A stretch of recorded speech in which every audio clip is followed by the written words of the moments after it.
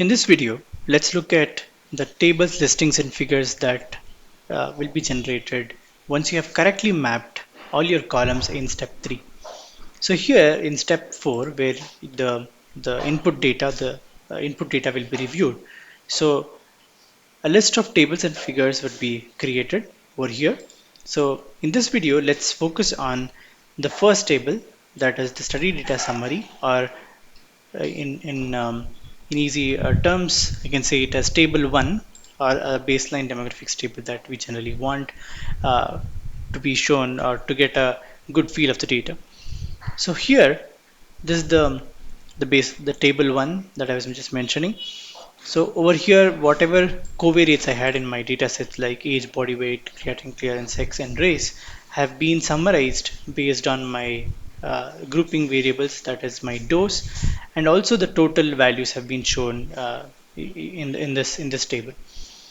You can click on edit over here on the right hand side to edit this particular table. So the caption will be by default, it's called per subject data. You can edit this and add your caption.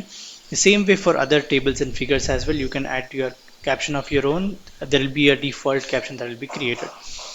And also you can choose the variables that you want to summarize. So here I don't want root because that was a column in the data set. It is whatever columns that are mapped, and there are other variables that are not mapped will also be taken over here. So I can kind of exclude which I don't want, and I keep only those that I want to summarize in this particular table.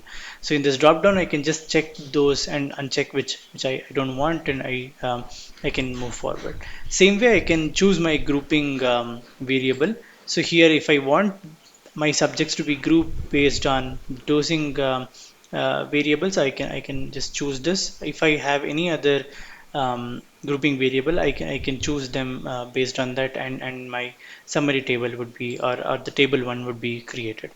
You can also choose the rounding mode. This will be available for all the tables and figures that you would see. Sorry, for all the tables that you would see, be it table 1 or the listing table. So here you can choose the rounding mode. Uh, Generally, it will be selected by default automatic, or you can choose significant digits or digits based on your convenience, and you can choose the number of digits you want over here. And you can also uh, uh, click on this checkbox to show the trailing zeros in this particular data. So this, whatever formatting that you do over here, it will be applied for the entire numerical values over in the entire table. So you can do that and reduce the step of manually looking at working on the data tables that you would generate. So this way, the table 1, or the study data summary, can be seen by uh, by clicking on this. I can click on done to whatever save my data what I had. So this way I can look at the table 1, and I hope this video helped. Thank you for watching.